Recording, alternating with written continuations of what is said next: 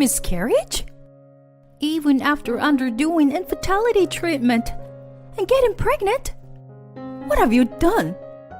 My mother-in-law blamed me for the miscarriage. Her face turned red. Her face turning red. It's probably because you didn't take care of your body. As if not being able to have a child wasn't hard enough. Now this. You really are useless. No, that's not true.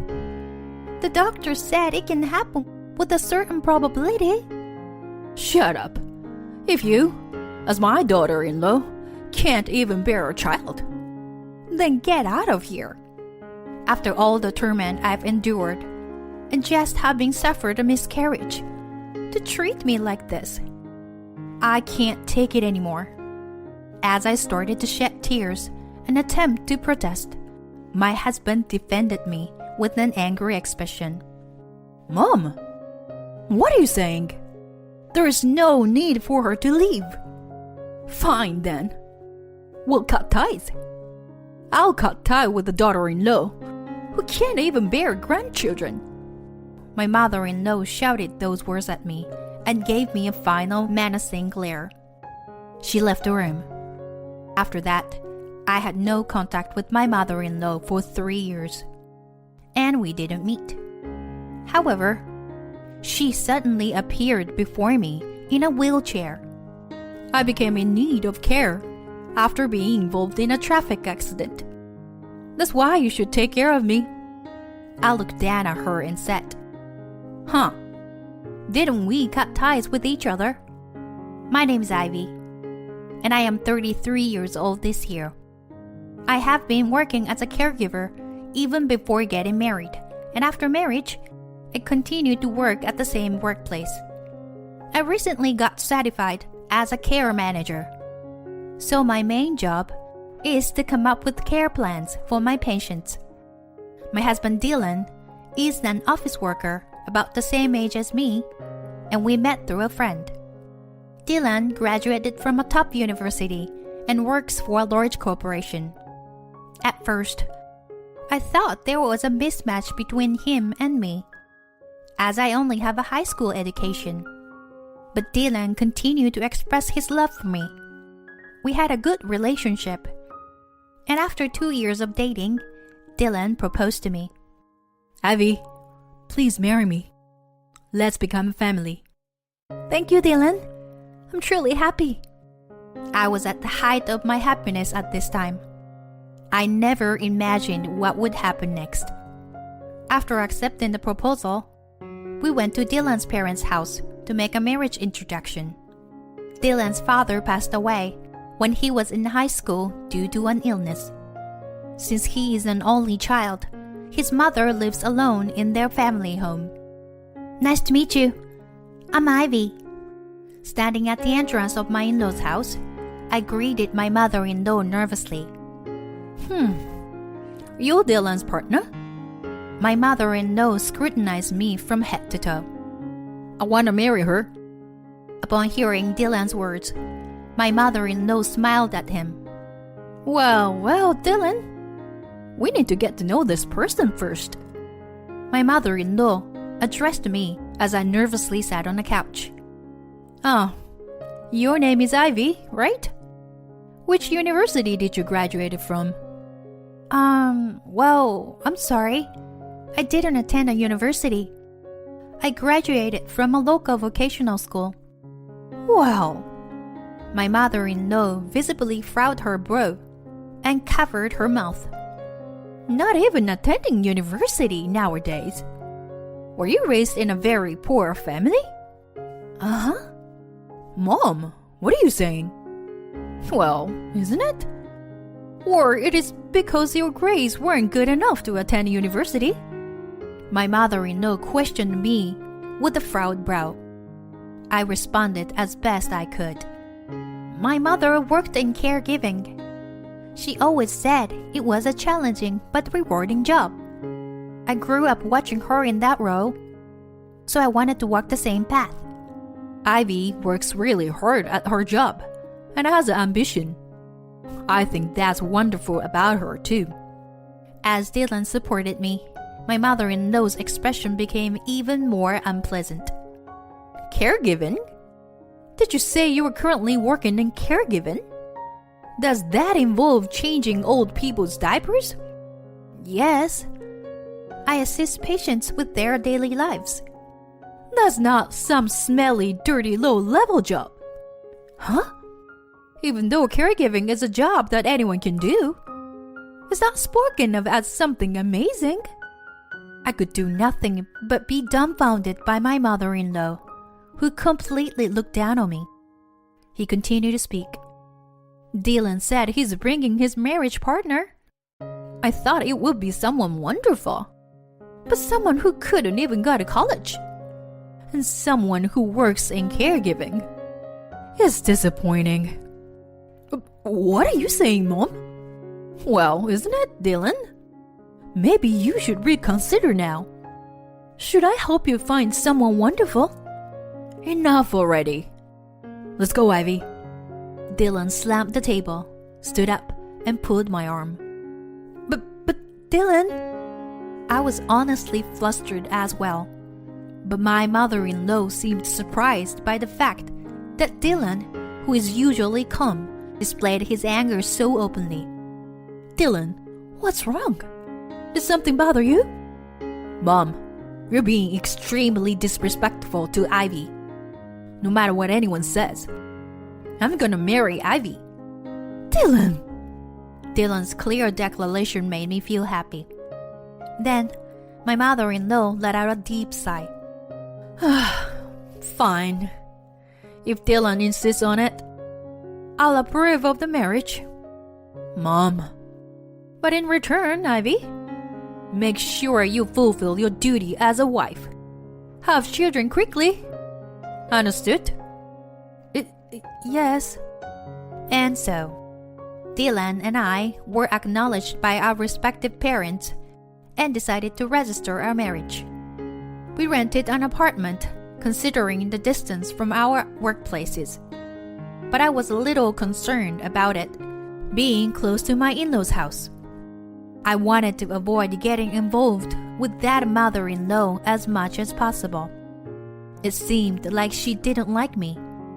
And anyway, she shouldn't be interfering. My hopes didn't last long, as my mother-in-law started visiting our home almost every day and began making snide remarks about various things. Ivy, there's dust accumulating on the curtain rail. Oh, I'm sorry. I have work on weekdays, so I was planning to do it on a weekend.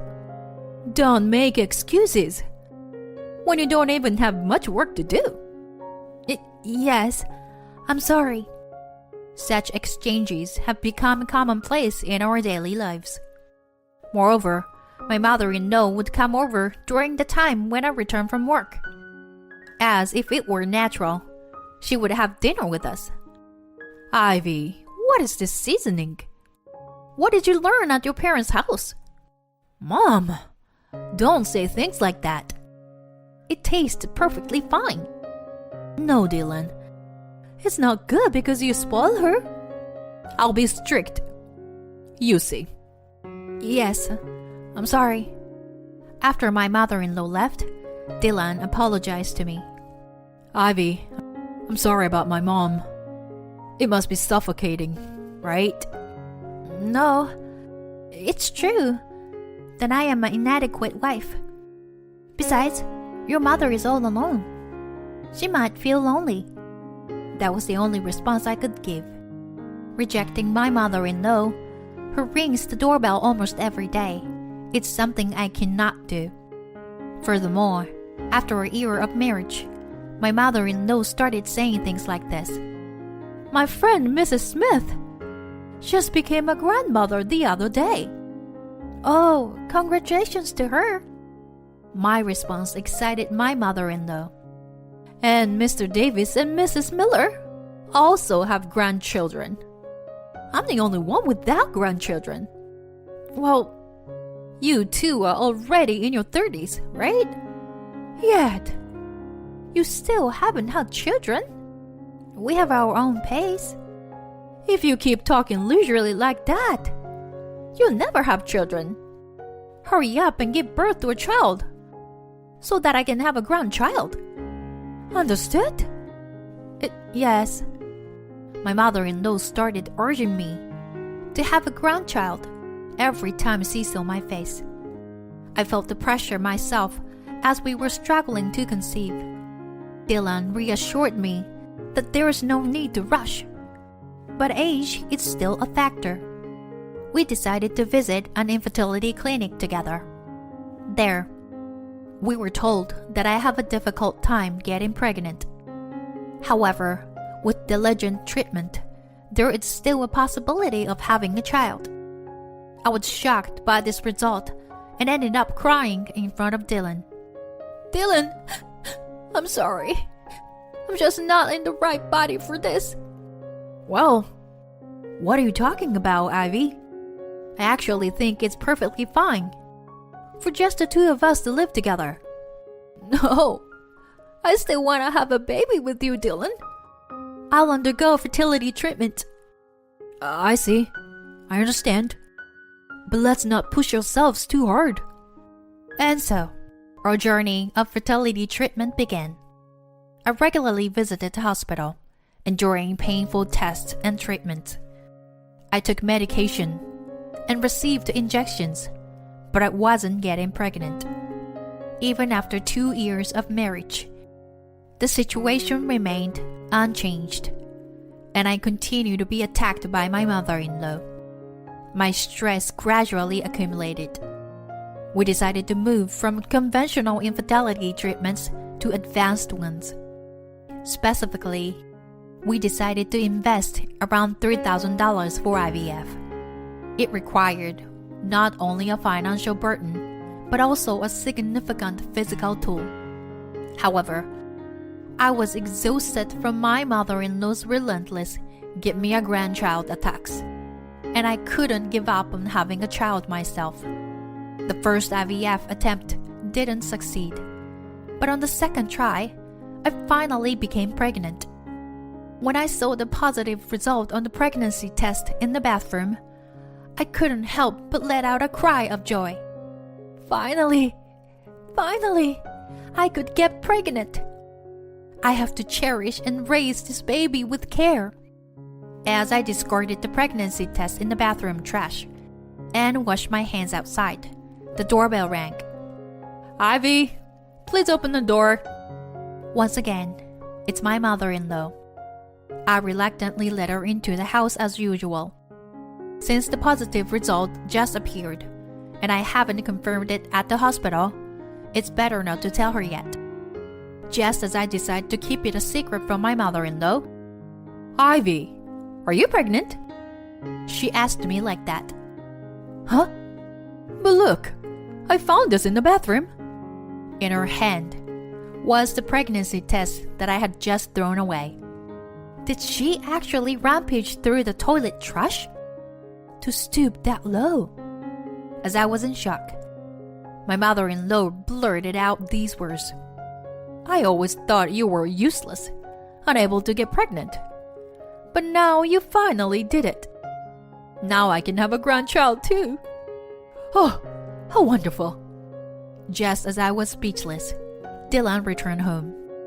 I'm back. Oh, Dylan, that's wonderful. It seems Ivy is finally pregnant. What? Ivy? Is it true? Yes. I just got a positive result on the pregnancy test. But it's still early. Really? I'm so happy. Faced with Dylan's joy, I couldn't say anything at that moment. That night, I decided to talk to Dylan. Hey, Dylan, getting a positive result on the test doesn't guarantee a successful pregnancy in the early stages. There is a high possibility of miscarriage. Is that so? Yeah. That's why I thought it would be best to keep it a secret from your mother for now. But then she found the test in the toilet.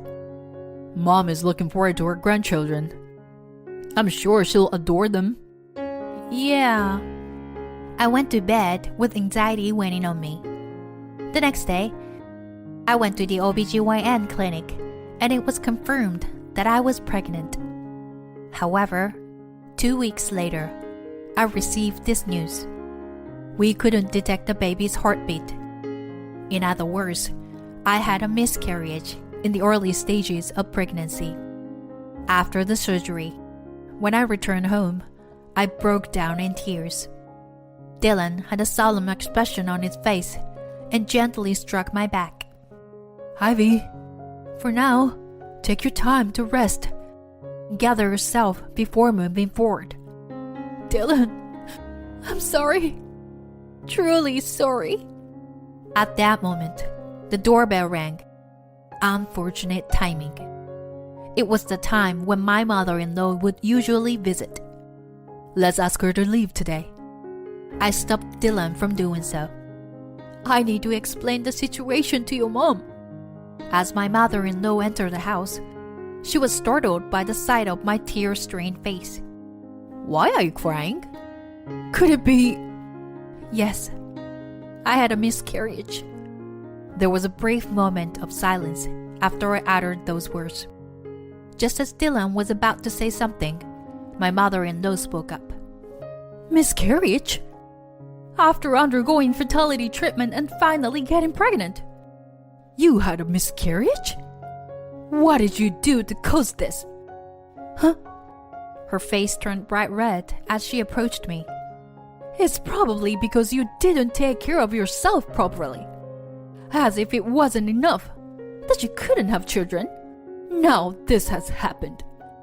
You really are a useless daughter-in-law. That's not true. Miscarriages can happen with a certain probability, as the doctors have explained. Shut up! If you can't even give birth to a child as a daughter-in-law, then get out of here. After enduring her constant bullying and now facing a recent miscarriage, I couldn't take it anymore. As I tried to protest through my tears, Dylan stepped in to protect me with an expression of anger. What are you saying, Mom? Ivy doesn't need to leave. Fine. Then let's cut ties. I'm cutting ties with a daughter-in-law who won't bear me grandchildren. She shouted those words, glaring at me one last time, before storming out of the room.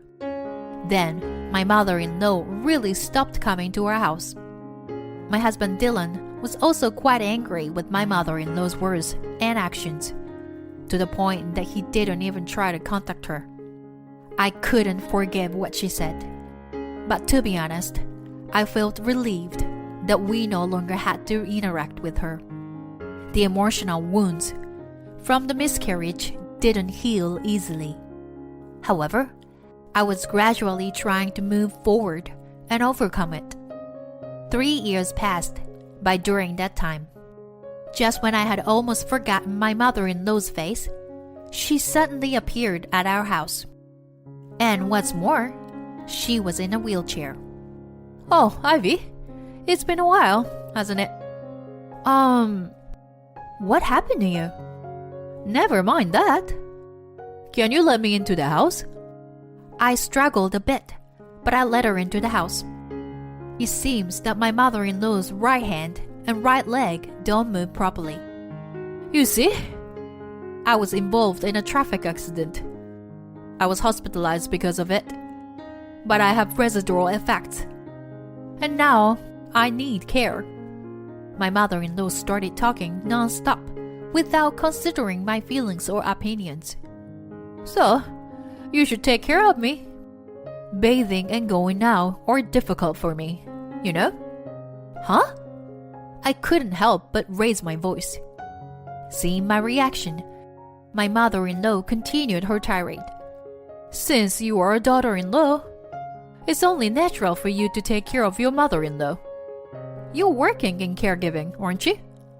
And yet, as a wife who can't even have children, I'm asking you to take on the role. Regarding that, we did cut ties, right? Yes, but I'm saying I'm willing to reconsider. It's fine. Please take your leave. What? What's that supposed to mean? Are you abandoning me? My mother-in-law seemed genuinely surprised, while I looked down at her with a cold stare. While I was being constantly bullied and hurt after experiencing a miscarriage, it was you who told me to get out, useless, right? Why should I be the one to take care of someone like you? Are you going to abandon your relatives who need nursing care? You are a devil's wife, aren't you? I'm fine with being the devil's wife. Please leave me alone. I pushed my mother-in-law's wheelchair towards the entrance, and she started screaming. At that moment, the front door was open from the outside. Ivy, I'm home. Huh? Mom? Dylan? Huh? Who is that child? My mother-in-law froze as she saw Dylan holding the child in his arms. Who? This is our daughter, Emma. Dylan took her to the park. I held our daughter firmly in my arms as I received her from Dylan. What? A child? I didn't hear about this. Upon hearing that, my mother-in-law's eyes widened. Yes, after cutting ties with my mother-in-law, the stress seemed to disappear. Thanks to that, we quickly conceived a child. The child was born safely, and our daughter is already 2 years old. Well, I didn't say anything. I can't believe someone would utter such abusive words to Ivy. It's not what I would expect from a mother. Dylan? You know how much I long to hold my grandchild, right? I'm aware of that, but even so, I can't let someone who hurts my wife off the hook. So, what do you need today? As Dylan casually said that, my mother-in-law's mouth was left agape. I explained the situation to my husband. Upon hearing this, Dylan furrowed his brow. There's no way I would let Ivy take care of you. Just go home already. What are you saying? That's right. I'm going to live here together. I want to be with my grandchild too. Ivy can take care of me. It's as simple as that. I said we cut ties, didn't I? I'm sorry, but I can't live together. I won't provide any caregiving. My mother-in-law squeaks and grits her teeth and tries to grab me. Dylan stopped it. Got it. I'll find a facility for you. Dylan? Just quietly enter the facility. That would be the best for you, right? Now, go home. Dylan took his mother, who was causing a commotion in her wheelchair, without any argument. Afterwards, his mother moved into a facility he had found. Initially, she contacted us repeatedly, asking to visit and see her grandchild. However, as we continued to ignore her, those requests gradually ceased. Neither Dylan nor I have visited her, and we have no intention of doing so in the future. She will spend her old age alone, with a disabled body. But I have no sympathy for her. However, I do not sympathize with her. With her personality, she will find a way to persist stubbornly anywhere she goes. She may not be liked by those around her, but on the other hand, our family of 3 enjoys a peaceful and happy life. Recently, I discovered that I am pregnant with our second child. It seems that this time it will be a boy. I intend to prioritize our family's happiness and cherish our lives moving forward.